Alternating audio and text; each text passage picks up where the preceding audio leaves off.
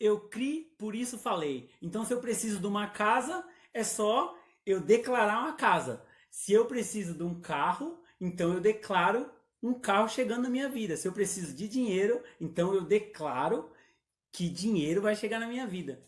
Será que esse versículo realmente quis dizer isso? Vamos ver agora. Olá, graça e paz. Eu sou o Vicente e hoje a gente vai entender o verdadeiro significado do versículo. Cri, por isso falei. O que Paulo diz nesse versículo? E o que ele se referiu? Que temos o mesmo espírito do salmista. O que o salmista quis dizer? Então vamos junto entender de uma vez por todas o que esse versículo quer dizer. Esse versículo está em 2 Coríntios 4, versículo 13, que diz: Tendo, porém, o mesmo espírito da fé, como está escrito, eu criei, por isso é que falei. Também nós cremos, por isso também falamos. Para entender isso daqui, a gente tem que entender os versículos acima. A partir do capítulo 7, do versículo 7 do capítulo 4, Paulo começa a dizer da superioridade do poder de Deus em relação a nós. Então ele começa dizendo no versículo 7: Temos, porém, esse tesouro em vasos de barro, para que a excelência do poder seja de Deus e não de nós. Aqui Paulo faz uma analogia do tesouro, que é a presença de Deus, o poder de Deus, e o vaso de barro, que somos nós, a nossa carne, templo do Espírito. Aí ele começa falando das tribulações. Outro ponto aqui é que quem segue esse pensamento de declarar e de chamar as coisas à existência, eles dizem que a gente não pode nunca falar negativo. Por exemplo, se você tem uma doença, se você está doente, você não pode falar que você está doente, que você tem uma doença, tem que falar que você está curado. Se você está passando por uma aflição, você tem que falar que você está passando na bênção. Se você... qualquer coisa que você falar que for de ruim, você está falando totalmente contrário da fé. Por exemplo, eu falando com um amigo meu um tempo atrás, eu falei, nossa, meu casamento foi uma bênção. A gente estava sem dinheiro e Deus fez grandes coisas. Aí a pessoa falou, tá vendo? Aí, ó, falando negativo. Por isso, você não tá sem dinheiro, você é rico. Como, irmão? Isso não tem cabimento, isso se torna uma mentira. Se eu não tenho dinheiro e eu falo que eu tenho dinheiro, eu tô mentindo.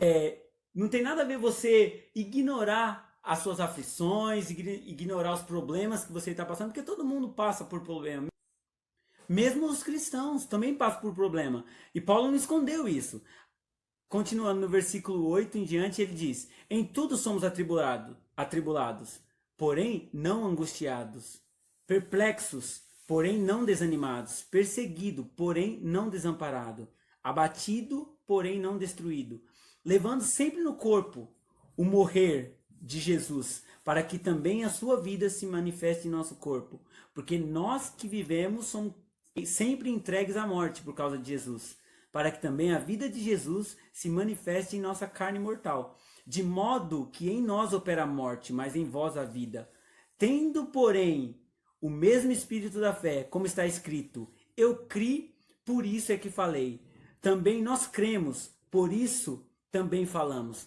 Paulo está dizendo, independente de que a gente fale essas coisas, a gente não está falando porque a gente não crê em Deus. A gente não está falando porque a gente está desanimado ou porque essas coisas são maiores. Não, pelo contrário. A gente está falando que a gente passa por isso, que passamos por essas aflições, justamente porque cremos. Então, para entender o que Paulo disse aqui, nesse contexto, a gente tem que pegar o versículo todo, a ideia como um todo.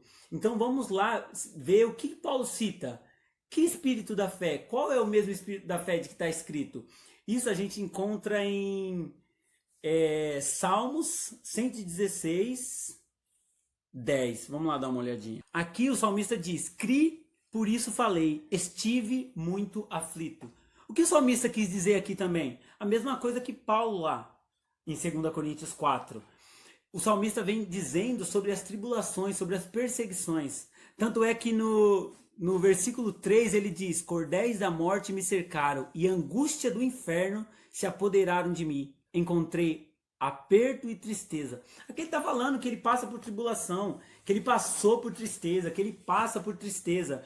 Mas no 4 ele diz, então invoquei o nome do Senhor dizendo, Ó Senhor, livra minha alma. Piedoso é o Senhor e justo, o nosso Deus tem misericórdia. O Senhor guarda os simples, estava abatido, mas ele me livrou. Volta minha alma a teu repouso, pois o Senhor te fez bem. Porque tu, Senhor, livraste a alma da morte, os meus olhos da lágrima e os meus pés da queda. Andarei perante a face do Senhor na terra do vivente. Aí chega o versículo 10. Cri, por isso falei, estive muito aflito.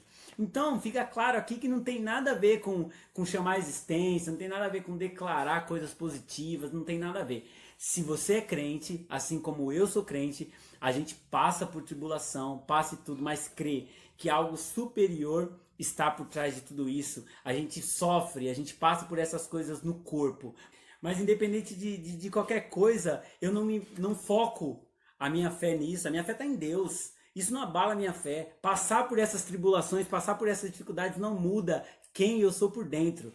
Então, independente de qualquer coisa, irmãos, esse versículo não tem nada a ver. Então, se você pensava que esse versículo, ou usava esse versículo para declarar coisa, chamar a existência, agora você sabe que não tem nada a ver.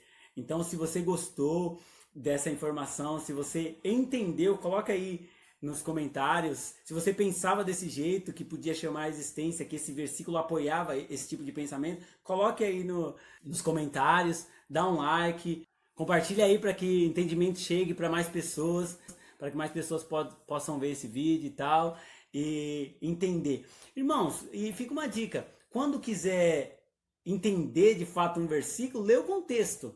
O contexto inserido, o contexto em que o versículo é inserido é muito importante. Então, para ter um entendimento completo das Escrituras, leia um contexto. Amém? Graça e paz, espero que vocês tenham gostado e até a próxima.